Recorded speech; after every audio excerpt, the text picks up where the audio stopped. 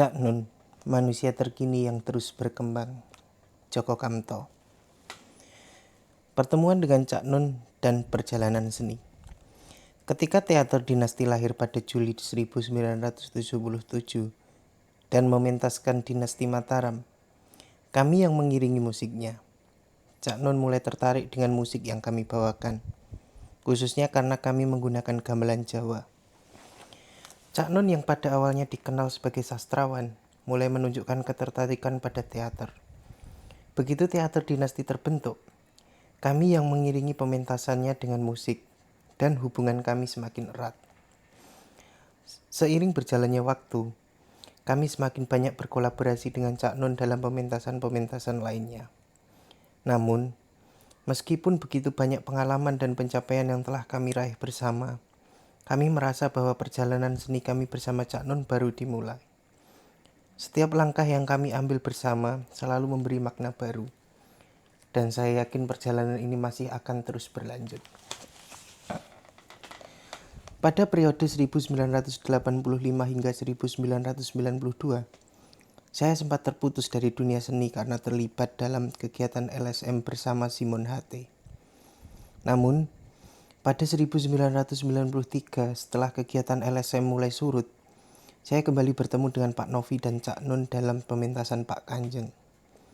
Kami bekerja sama dalam komunitas Pak Kanjeng, yang juga terlibat dalam isu-isu sosial dan masalah-masalah masyarakat.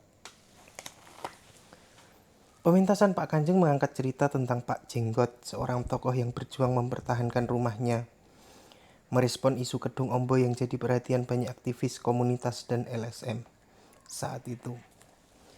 Selain itu, kami juga membantu dalam hal praktis, seperti mendukung pengadaan beras dan rumah bagi masyarakat. Pada saat itu, banyak kegiatan sosial yang sejalan dengan kegiatan seni, dan saya merasa terlibat langsung dalam perubahan sosial melalui seni.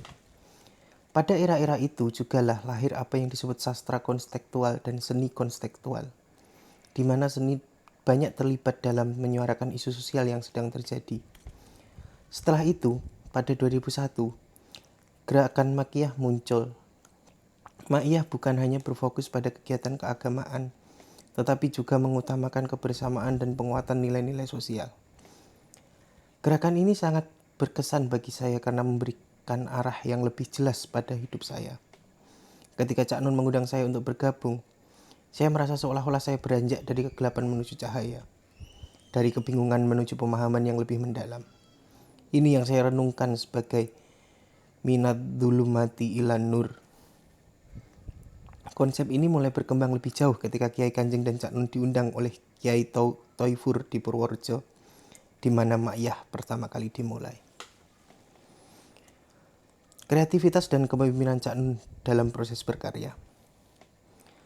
Cak Nun sejak awal memiliki daya kreatif yang luar biasa. Beliau sangat peka terhadap nuansa musik yang berbeda. Meskipun Cak Nun sendiri tidak memiliki pengetahuan tentang mengaransemen musik, ia dapat menangkap dan membedakan berbagai jenis musik dengan sangat baik. Saya menduga hal ini terjadi karena Cak Nun sudah terbiasa dengan frame yang tidak tunggal dan seiring waktu ia seolah menerima ilham melalui musik. Musik yang awalnya mungkin sulit dipahami, namun setelah melalui proses perenungan, Cak Nun mampu merasakannya dan memahaminya.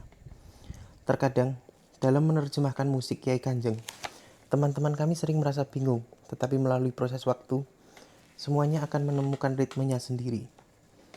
Cak Nun memiliki daya kreatif yang melampaui orang lain, dan mungkin inilah yang disebut sebagai avant-garde. Cak Nun memang berbeda dari yang lain, dan itulah yang saya tangkap dari pengalaman saya bekerja bersama beliau. Cak Nun sebagai manusia kekinian, hingga saat ini saya melihat Cak Nun masih berada dalam fase baru dalam kehidupannya. Setelah Makyah dan Sinau bareng, kini ada Tawasulan yang merupakan proses terbaru beliau. Cak Nun benar-benar terlihat total dalam berproses, selalu berusaha menyesuaikan diri dengan takdir Tuhan.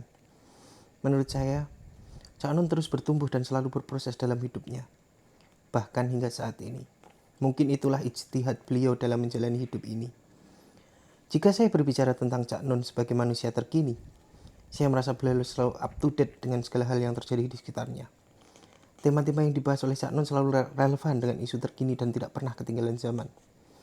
Meskipun pemantangan proses yang melahirkan Kiai Kanjeng, Naiyah, Sinau Bareng, dan Tawasulan, Cak Nun juga telah merumuskan sebuah skema atau diagram tentang kepemimpinan.